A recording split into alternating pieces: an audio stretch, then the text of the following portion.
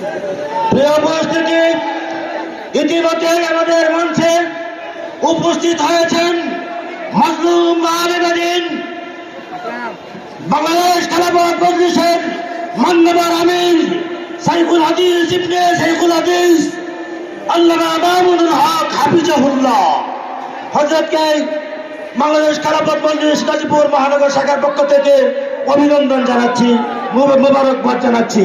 এ পর্যায়ে বক্তব্য নিয়ে আসছেন আজকে অনুষ্ঠানের বিশেষ অতিথি বাংলাদেশ খেলাফত মজলিস কেন্দ্রীয় বাইতুল মাল সম্পাদক মাওলানা ফজলুর রহমান।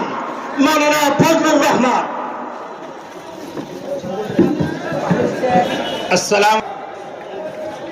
গণমানুষের সংগঠন বাংলাদেশ খেলাফত মজলিস গাজীপুর মহানগর শাখা কর্তৃক